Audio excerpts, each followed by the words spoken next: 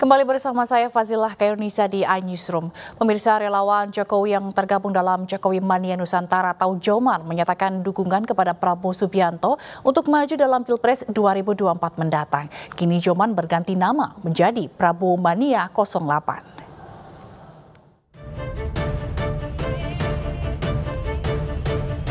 Sejumlah pengurus DPP Jokowi Mania bertandang ke kediaman Ketua Umum Partai Gerindra Prabowo Subianto di Jalan Kertanegara, Kebayoran Baru, Jakarta Selatan.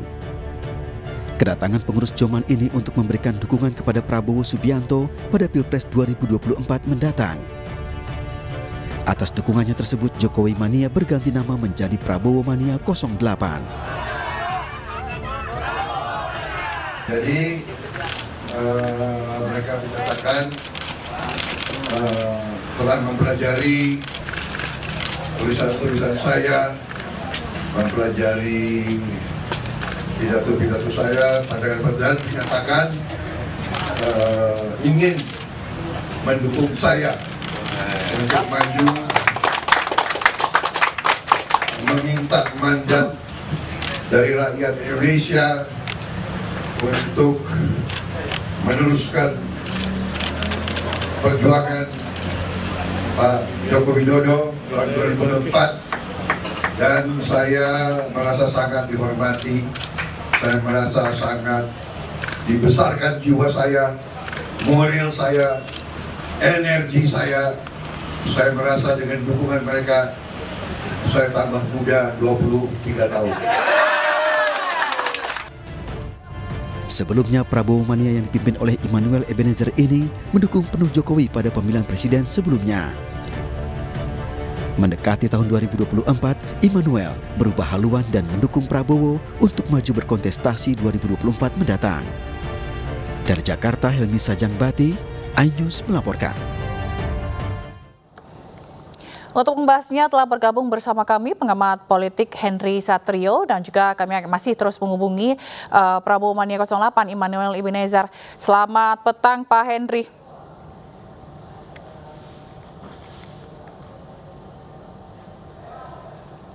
Pak Henry, bisa dengar suara saya? Mungkin bisa di-unmute dulu. Selamat petang Mbak Zilve.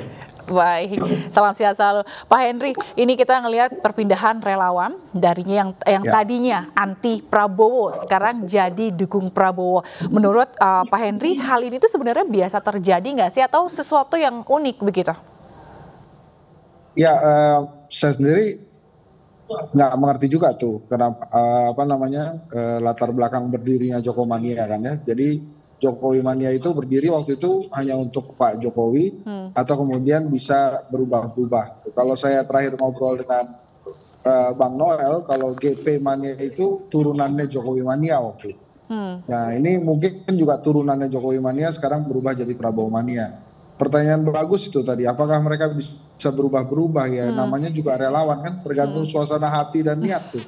Kalau suasana hati dan niatnya berubah, mungkin mereka bisa berubah. Kalau nggak berubah kan partai politik namanya, jadi partai politik kader tuh bisa nggak pindah. Tapi kalau relawan kemudian biasanya pendukung atau simpatisan sih biasanya bisa-bisa aja pindah. Nah, sekarang kan perbincangannya kalau bisa nggak bisa ya bisa, boleh nggak boleh ya boleh, patut atau tidak, terus kira-kira. Nah, kalau tentang kepatutan ini menurut saya juga silakan aja gitu, Mas Noel berpindah dukungan gitu ya. Bahkan Pak Prabowo menyambutnya dengan riang gembira.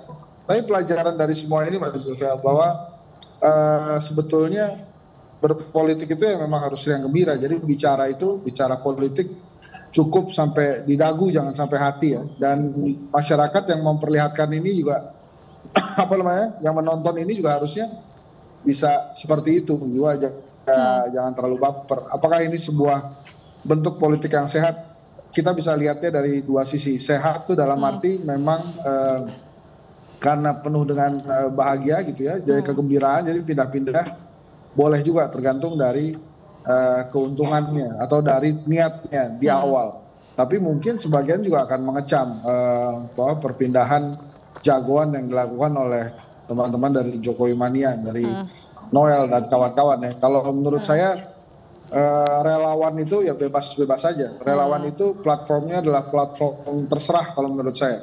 Jadi terserah mereka aja, mereka mau kemana gitu. Karena kan namanya juga relawan, dibentuknya juga mereka sukarela gitu ya. Asal jangan kemudian karena nggak rela jadi melawan. Nah itu relawan yang jenis yang lain tuh.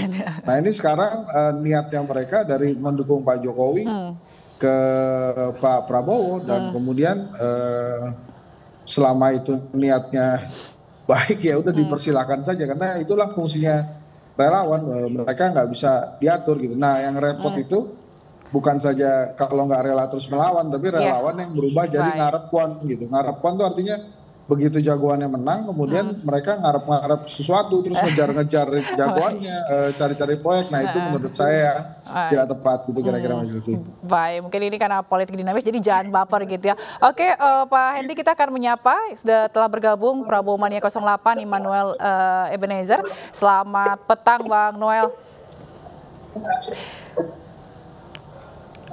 Boleh di-unmute Bang Noel? Sorry, boleh di-unmute, suaranya, audionya belum terdengar di sini. Oh iya, oke, selamat sore. Siap, sore. Mas Bentan dan Mbak Eni Studio. Sore Bang Noel.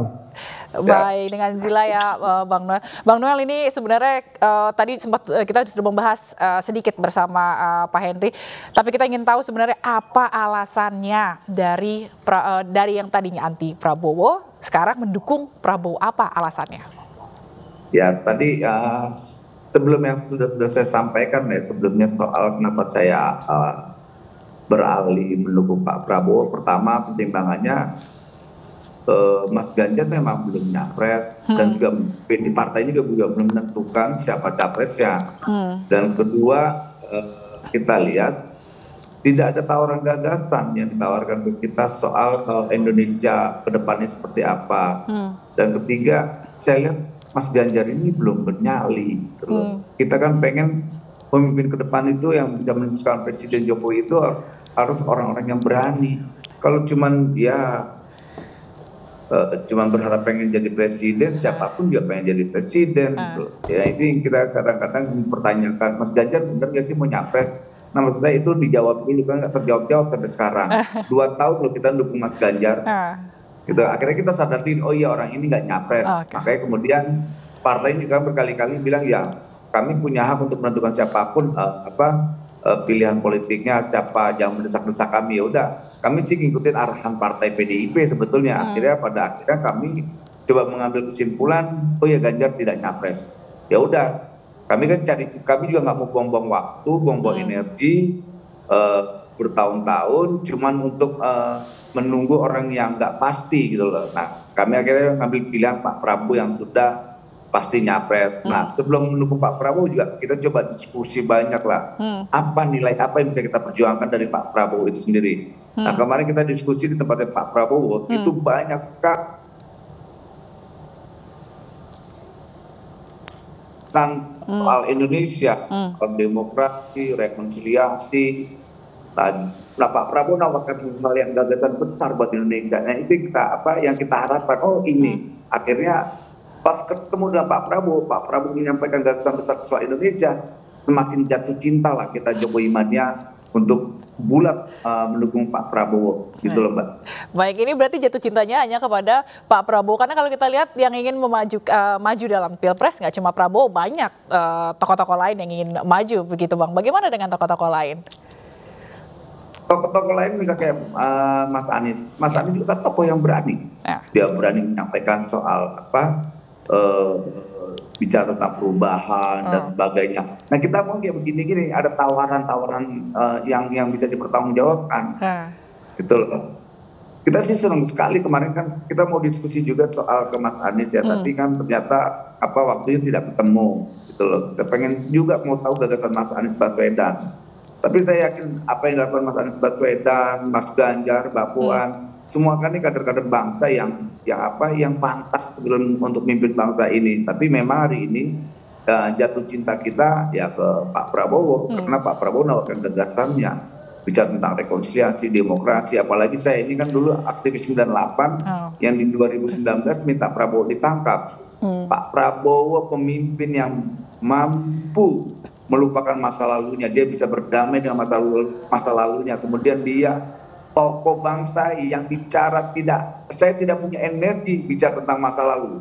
Saya pemimpin yang bicara tentang masa depan. Itu yang semakin kita sangat cinta lah dengan sosok tokoh bangsa ini. Baik Bang Noel.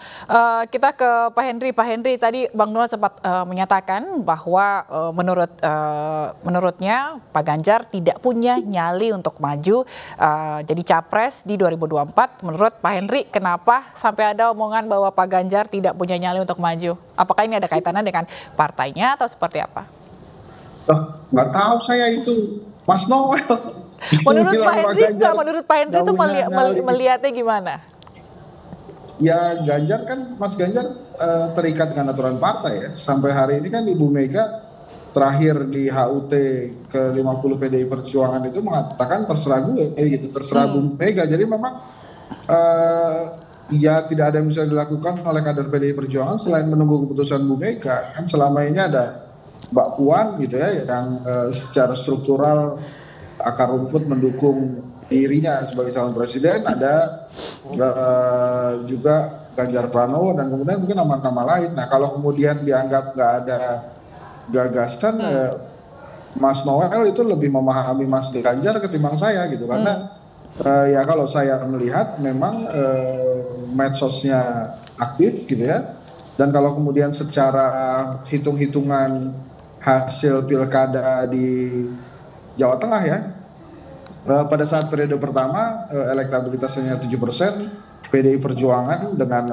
Mas Ganjar waktu itu dipimpin oleh Mbak Puan sebagai Panglima itu berani tuh lawan incumbent Pak Bibit Waluyo dan tanpa bantuan lain. Jadi PDI Perjuangan sendiri itu berhasil menang.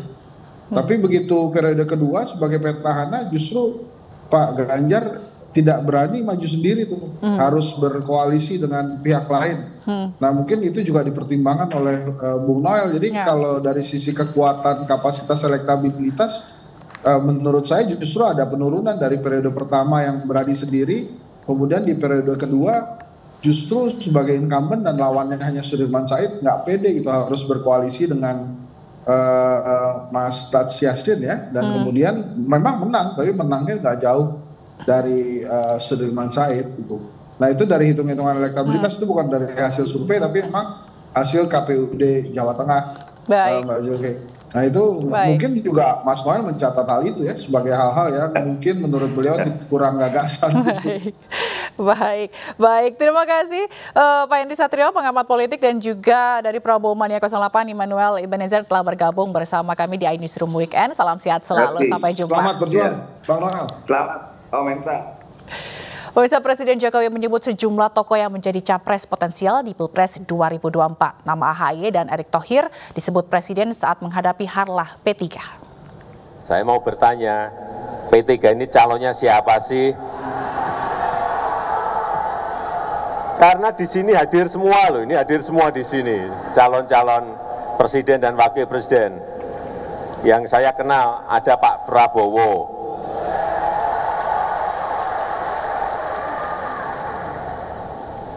yang saya tahu juga ada Pak Erick Thohir, yang saya tahu juga ada Pak Sandiaga Uno,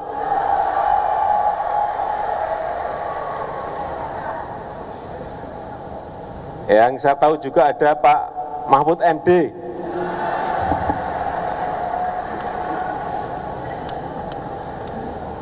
Saya hampir lupa. Juga ada Pak Mas AHY. Rumah sakit lapangan emergency medical team dari Indonesia telah beroperasi di Turki. Informasinya akan kami hadirkan setelah jeda berikut.